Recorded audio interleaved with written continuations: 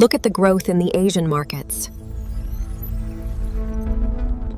Unprecedented returns this quarter. But perfection can be designed.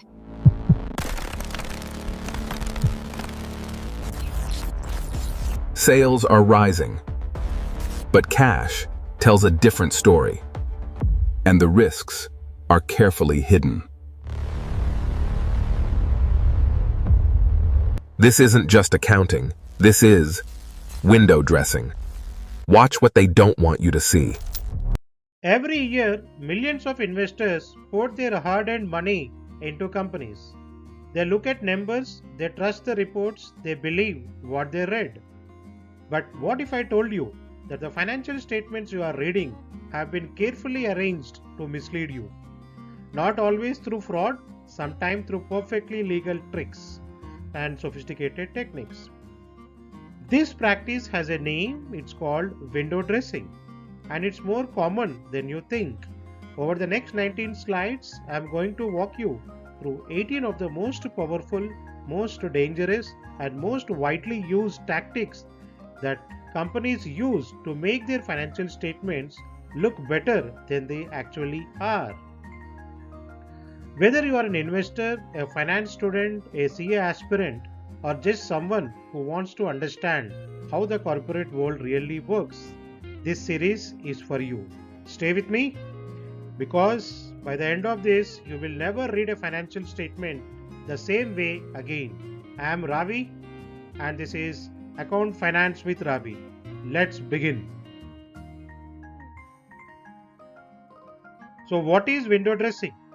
Before we dive into the tricks, let's make sure we understand the concept. What exactly is window dressing means? Imagine a shop, it's struggling, sales are down, the products aren't moving. But the shop owner knows that the bank is coming to review the business next week. So what does he do?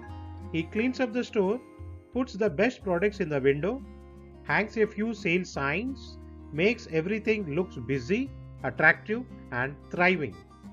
Nothing he is done is necessarily dishonest, but he has shown the bank the best possible version of reality, not the actual reality. That's window dressing. In finance, company do the exact same thing with their financial statements. They time transactions, they choose accounting policies, they present numbers in a way that tells the story they want you to hear, not the story that's actually happening inside the business. It can be completely legal, what we call aggressive accounting, or it can cross the line into outright fraud. The tricky part, the line between the two is razor thin. And in the slides ahead, I will show you exactly where that line is drawn and how companies dance right up to it. Let's start with number that every investor looks at first. It's the top line, that is revenue. The starting point, the headline number that analysts compare quarter after quarter. And it's also one of the most manipulated figure in all of accounting. Here is the trick the company uses. It's called premature revenue recognition. The concept is simple. Instead of recording revenue when it's actually earned, a company records it earlier than it should. Think about software company that signs a 3-year contract worth 30 crore. Technically, that revenue should be spread over 3 years. That is 10 crore per year. But what if the company books all 30 crore in year 1? Suddenly, their revenue looks enormous, their growth looks spectacular, investors are excited, the stock price jumps. But in reality, nothing has changed. The company hasn't delivered more value, it just moved future revenue into today's report. And here is how you catch it. Watch the days sales outstanding, or DSO.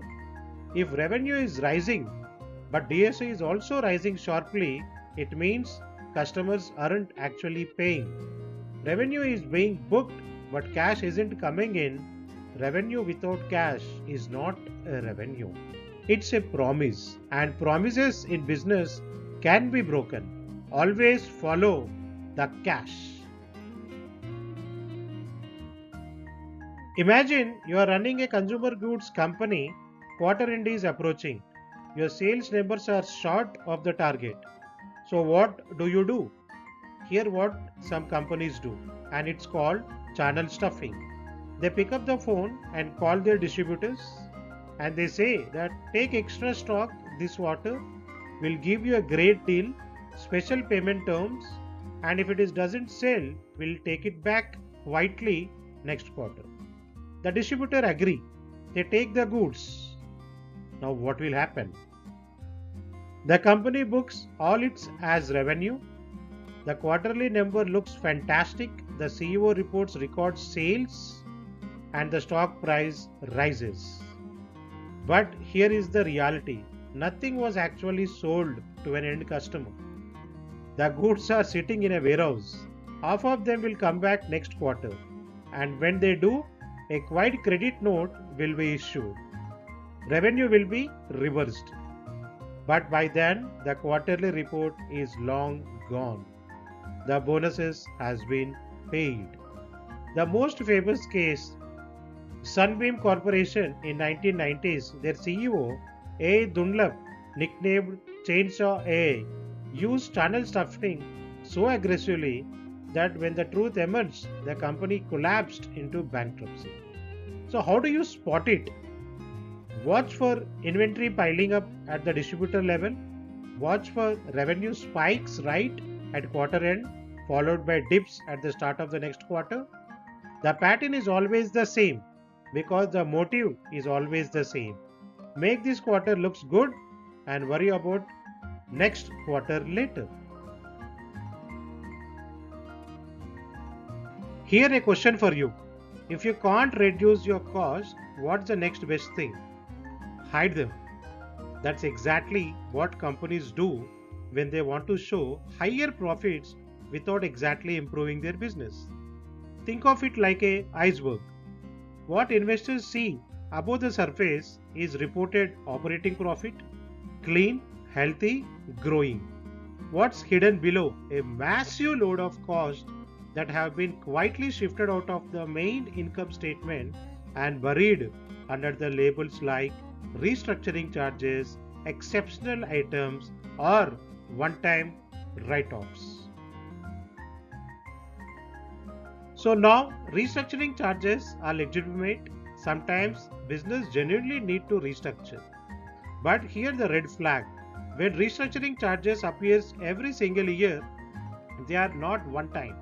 They are ongoing operating costs being disguised.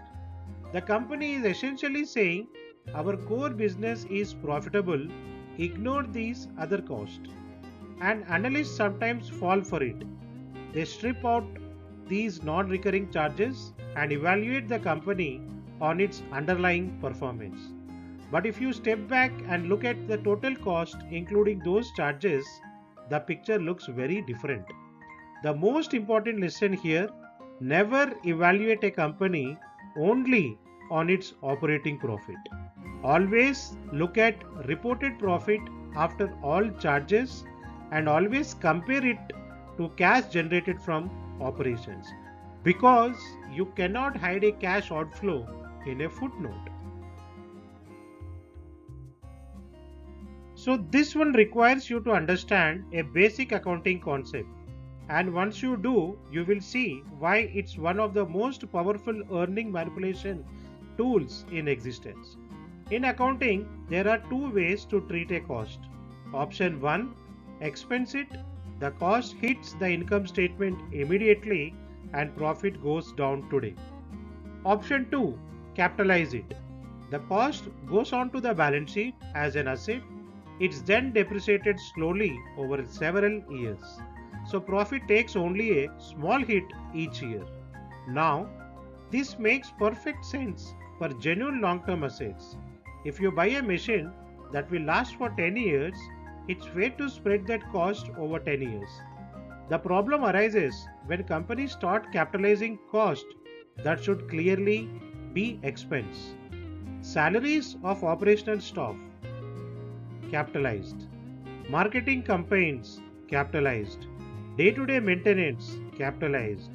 Each time a cost is capitalized instead of expensed. So current profit rises artificially.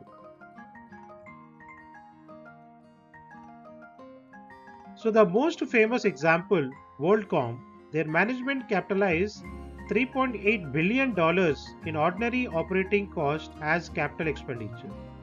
This hid massive losses and made the company look profitable. When the fraud was uncovered, it was one of the largest accounting scandals in history. Here, your detection tool. Compare net profit to operating cash flow. Capitalizing cost doesn't change cash flow. Cash still goes out, but profit looks better. So if profit is rising, but operating cash flow is flat or falling, something is being capitalized that shouldn't be. That gap is where the truth lives. So this one is almost elegant in how devious it is. Let me walk you through it. Company A has a subsidiary, let's call it as Company B. Company A transfers 100 crore to Company B disguised as a loan or an investment. Company B then uses the exact 100 crore to purchase services or products from Company A. Company A books 100 crores in revenue. The cash has gone out and came right back in, dressed up as income. This is called round tripping, and it creates the illusion of genuine business activity where none exist. No real customer bought anything. No real service was delivered. The money simply went on a round trip and came back wearing a revenue badge. Enron was a master of this. They created hundreds of special purpose entities, shell companies that existed for one purpose: to transact with Enron and help manufacture fake revenues and hide real debts. When those entities collapsed, Enron collapsed with them. How do you spot round tripping? Look for unusual related party transactions in the notes to the financial statements. Look for subsidiaries or associates that exist with no clear business purpose. Look for cash going out as investment or advances and coming back as revenue from the same group of entities. The notes to financial statements are where round tripping hides. Most people never read them. That's exactly why it works. What if a company could borrow money and not show the debt on its balance sheet? What if it could have obligations worth billions and investors would never see them? Sounds impossible, right? It's not. It's called off-balance sheet financing, and for decades it was one of the most widely used tools in corporate finance. Here how it works. Instead of borrowing directly, a company creates a separate legal entity, a special purpose vehicle, or we say it as SPV. The SPV borrows the money, the SPV owns the asset, and because the SPV is structured carefully, it doesn't have to be consolidated into the parent company balance sheet. The parent company looks clean, low debt, strong ratios, creditworthy. But behind the curtain, massive financial obligations are lacking. Massive financial obligations are lurking. Enron had 1.2 billion in debt hidden through SPVs. Airlines and retailers used to keep billions in lease obligations off balance sheet, making themselves looks asset light when they were actually heavily committed. That's why the IFRS 16 accounting standard was introduced. It now forces most leases onto the balance sheet. But companies still find new ways to keep things hidden through factoring of receivables, sale and leaseback arrangements, contingent liabilities buried in footnotes, Your job as an investor, read the notes on lease commitments, guarantees given, and most importantly, contingent liabilities. The balance sheet shows you what companies want you to see. The notes show you what they would rather you didn't.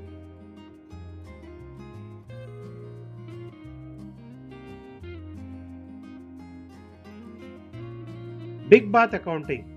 Picture this. A company has had a terrible year. Sales are down, costs are up, and there is no way to make the numbers look good. So management makes a decision. If you are if you are going to look bad this year anyway, let's look really bad.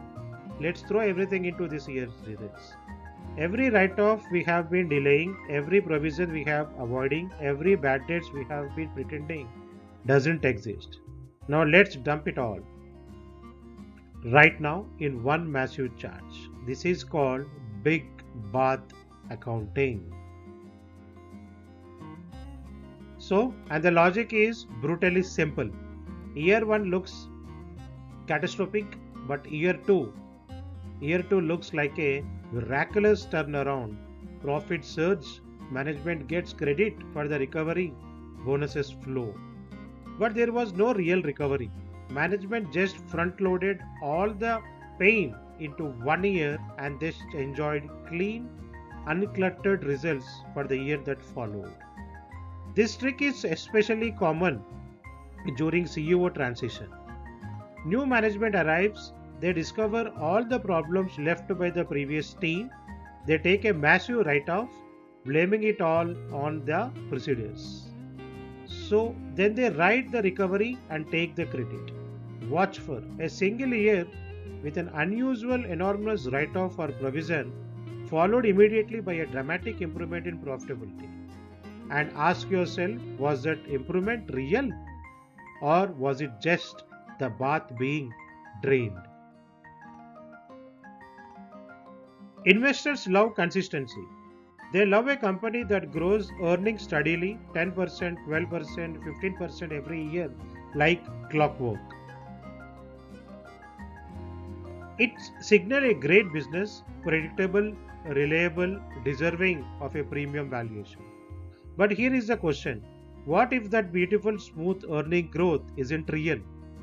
What if it's manufactured? The cookie jar. Here how it works. In a very good year, when profits are booming, a company quietly over provisions. Maybe they set aside more than they need for bad debts, or they create a large warranty reserves, or they make excessive provisions against inventory. These provisions reduced reported profits in the good year, which looks modest and conservative. Now comes a tough year. Sales disappoint, margin compress. But instead of reporting a poor result, management reaches it into cookie jar. They reverse those excess profits. They release the reserve back into the income statement. Profit for the year magically on target. Earning per share right where analysts expected. The illusion of smooth, consistent growth is maintained. The US Securities and Exchange Commission called this out famously in 1998. Former SEC chairman Arthur Levitt described it as one of the 5 most dangerous games the company play with the numbers. How do you detect it? Watch for large provisions created unusually in good years and then conveniently released in weaker ones. Real businesses are volatile. Suspiciously smooth earning often means someone is managing the volatility, not eliminating it. This one flies under the radar even for an experienced investor. But for large companies with defined benefit pension schemes, it can be one of the most significant sources of earning manipulation. Here is the background. When a company promises its employees a pension, it has to estimate the future cost of that promise today. That requires a set of assumptions. How long will the employee live? What investment return will the pension fund earn? What's the right discount rate? These are all legitimate questions. What no single correct answer. with no single correct answer, which means management has considerable discretion in choosing the numbers, and the discretion can be used strategically. Raise the assumed investment return on the pension fund, and the estimated future pension cost falls and the reported profit rises. Lower the discount rate, the pension liability rises, creating headroom for reserves that can be released later. The numbers involved are enormous for large companies. A 0.5% change in the assumed return rate can shift reportedly earnings by hundreds of millions of rupees or dollars. And yet most investors never look at the pension footnote. It's long, it's technical, it's buried at the back of the annual report. That's exactly where the management likes it. My advice: whenever you analyze a large company with a defined benefit pension plan, turn straight into the pension assumptions note. Compare their assumed return to what the market is actually delivering. If the assumption is significantly more optimistic than reality, then ask why it is.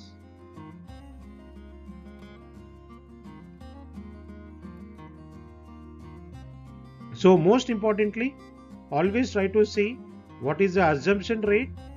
It means what factors they considered as assumptions. Discount rate. Is there any significant changes in the assumptions? If there is any significant change, try to ask why, what are the reasons for that particular significant change, and the discount rate, and if there is any significant deviation also compared to the last 3 years.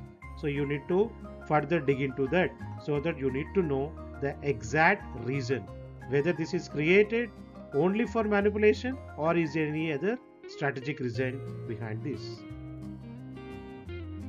Mergers and acquisitions are exciting events.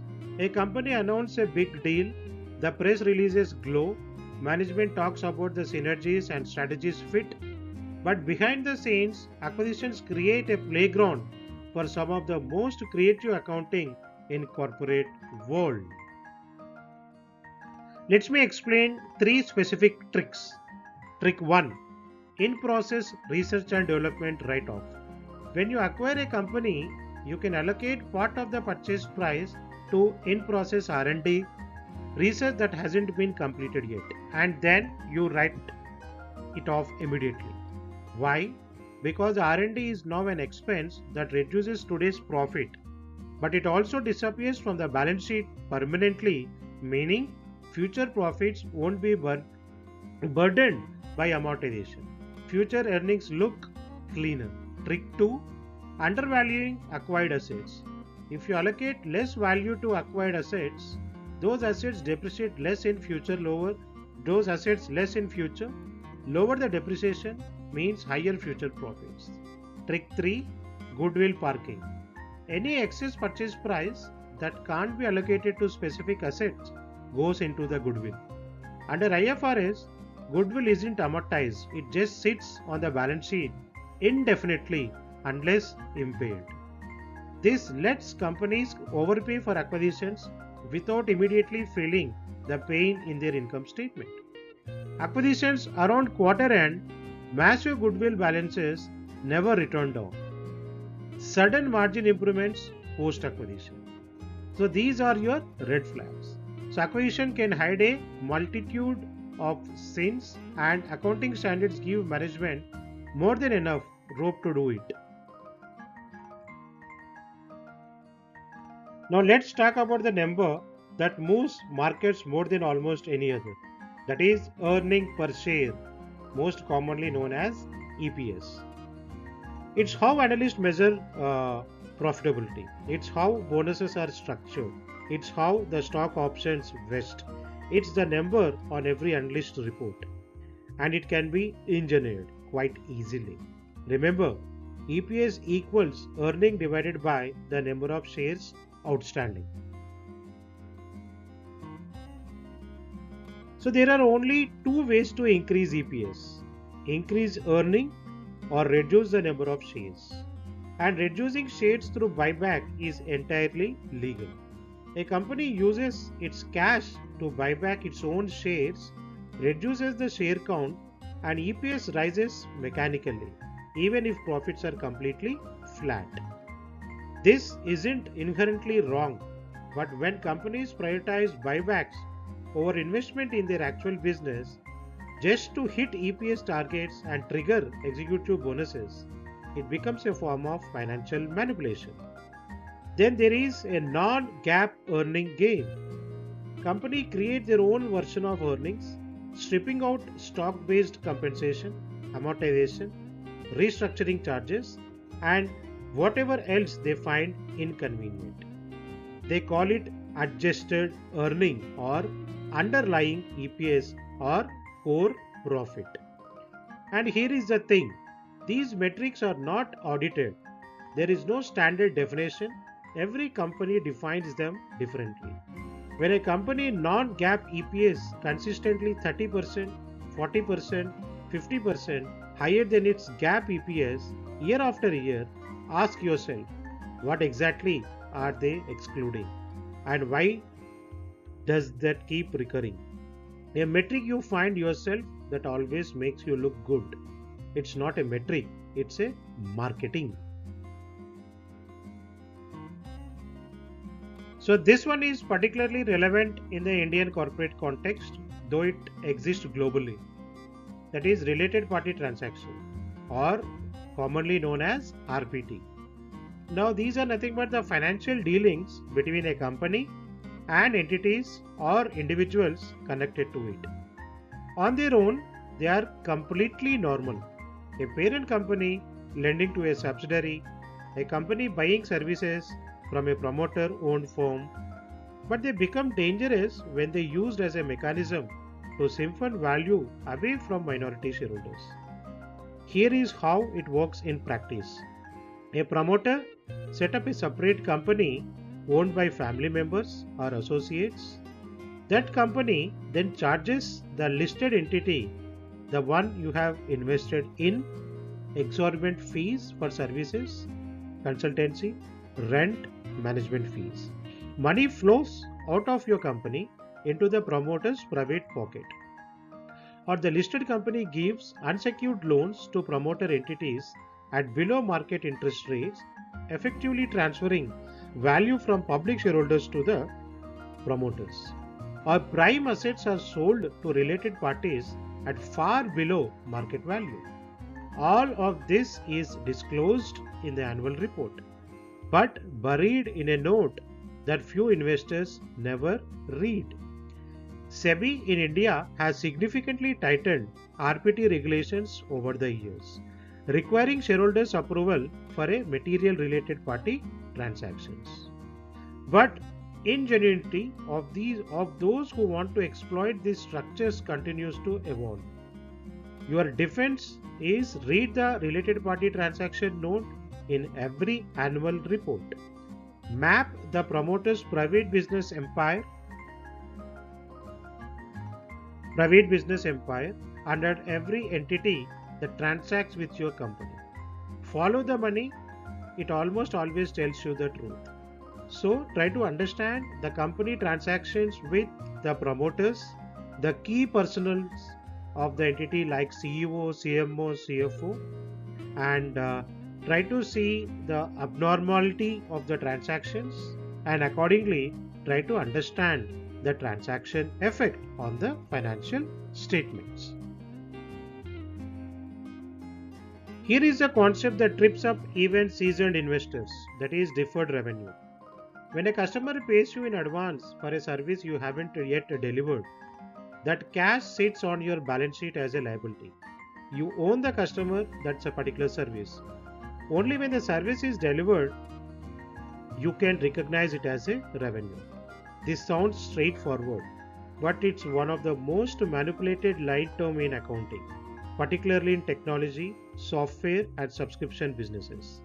Trick 1. Premature recognition. A company receives 120 crores of a 1-year subscription on January 1st. They should recognize 10 crore per annum per month as they deliver the service.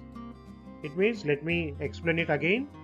Trick 1, that is premature recognition. A company receives 120 crores for a 1-year subscription on January 1st.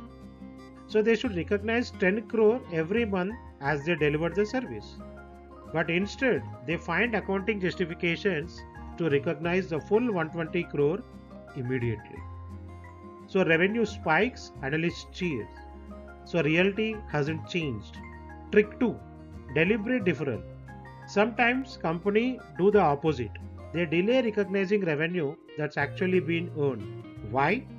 Because they want to save revenue for next quarter when they need it more.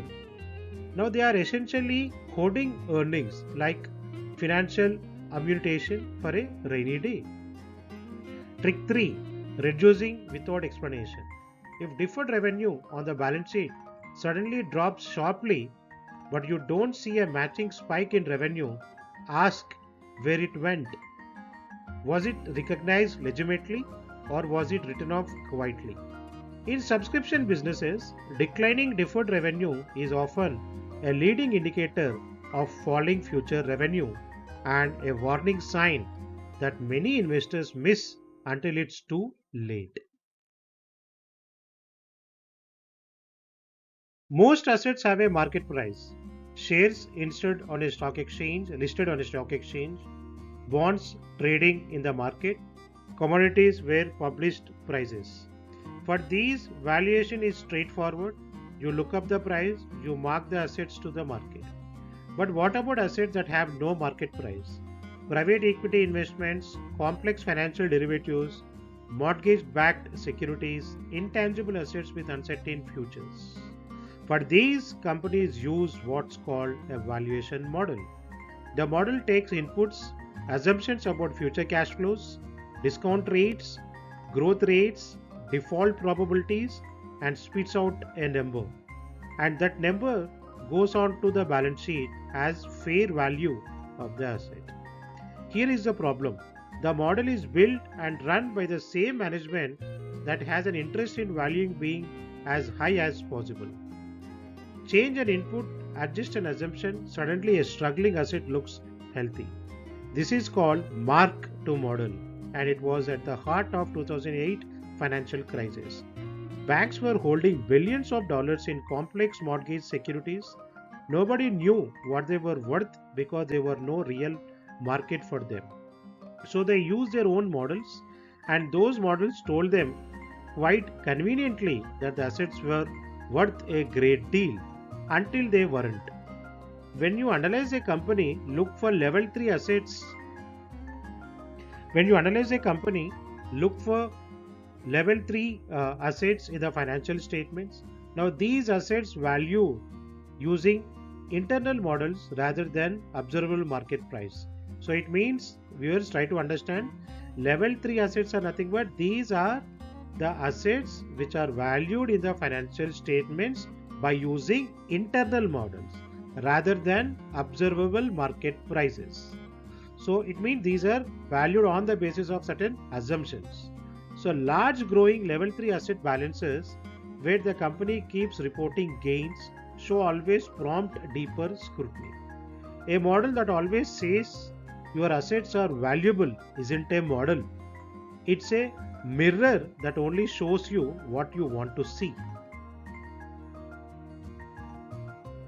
We have talked about what companies do to manipulate their numbers. Now let's talk about the people who are supposed to catch it and the warning signs when they are failing. Red flag 1, frequent auditor changes. If a company changes its auditor every few years, then ask why. Sometimes there is a legitimate reason, but often a company changes auditors because the previous auditor was getting too uncomfortable with what they were saying. A new auditor means fresh eyes, fresh willingness to accept the management explanations. Red flag 2, high non-audit fees. Auditors are paid to audit, but they also sell consultancy services.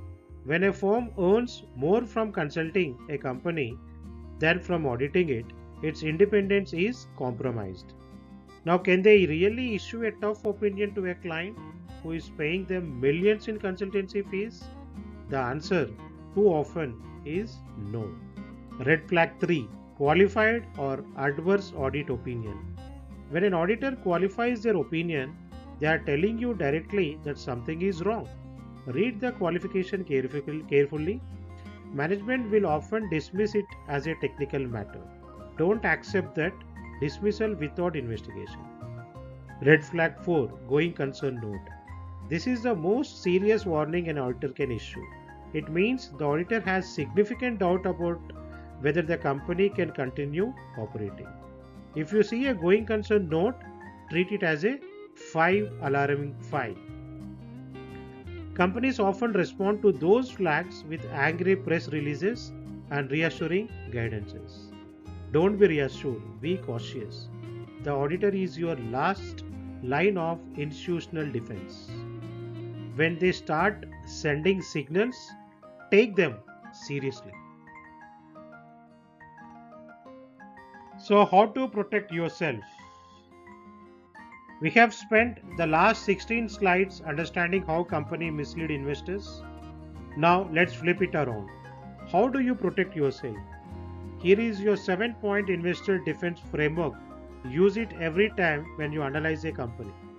Number 1. Always start with a cash flow statement. Cash is the hardest thing to fake. If a company claims to be profitable but generates no cash from operations, something is wrong. Number 2. Compare net profit to operating cash flow every year. A consistent gap between two is a major red flag. It means profit is being generated on paper but not in reality. Number 3. Read the footnotes.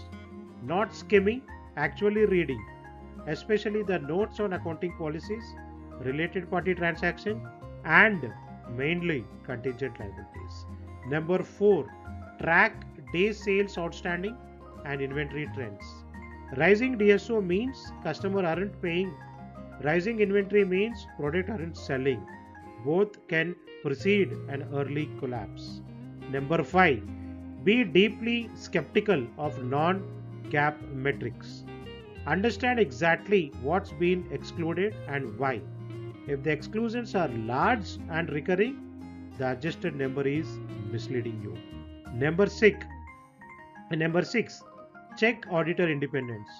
How long has the same auditor been in place? What percentage of fees come from non-audit work? Have there been any qualification? Number 7. Watch insider behavior. Are promoters or executives selling large quantities of stock? Insiders know the truth before the market does. These 7 steps won't make you immune to the corporate frauds, but they will make you a significant harder target. Stay curious, stay skeptical, and always follows cash. Follow cash.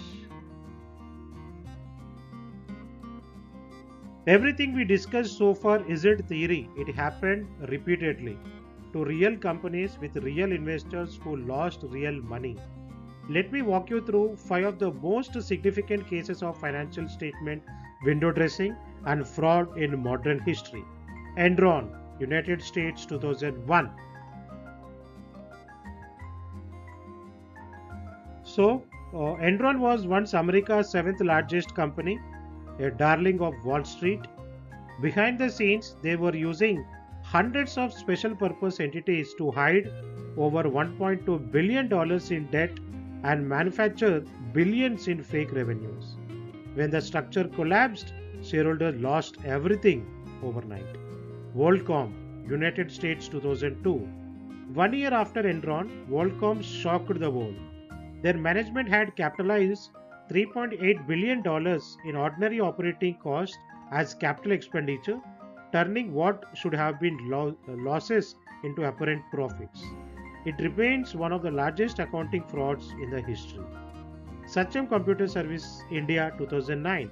Satyam founder Ramalinga Raju confessed to fabricating 7,136 crore in cash that simply did not exist. The balance sheet showed healthy cash balances. The bank accounts were empty. India's corporate governance world was never the same after the Satyam. IL&FS India 2018. This company systematically rolled over short-term borrowings to fund long-term infrastructure projects, hiding a catastrophic liquidity mismatch that eventually brought the company to its knees and triggered a crisis across India's financial sector. Wirecard Germany 2020. A European fintech gained a member of the prestigious DAX index, audited by one of the big four. 1.9 billion euros in cash that was supposed to sit in trust accounts in the Philippines. Which didn't exist. The auditor missed it for years.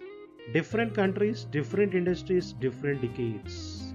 Same story, complexity, opacity, and the willingness of investors and auditors to believe what they wanted to believe. The price of the financial literacy is always paid by those who can least afford it.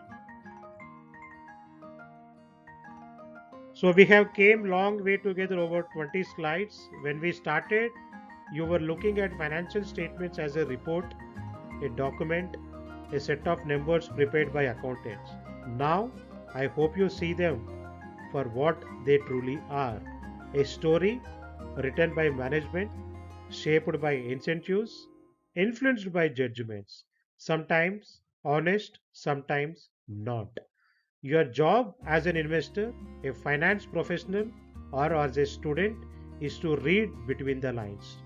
To look at the cash flow when the profit looks too good, to read the footnotes when the headline number looks clean, to ask why when the earnings are suspiciously smooth, to check the auditor when the opinion seems too comfortable. The tools are all available to you. The annual reports are public.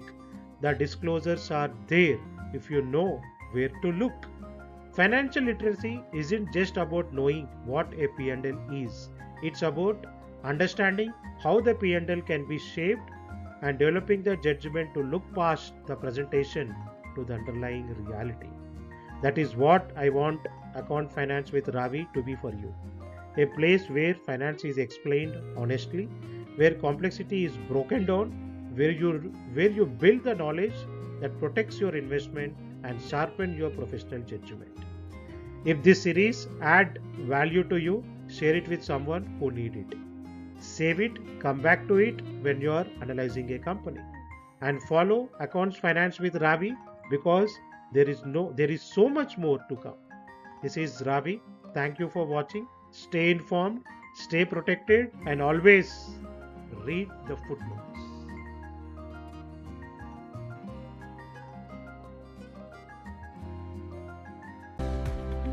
Subscribe to Account Finance with Ravi for finance and accounting insights.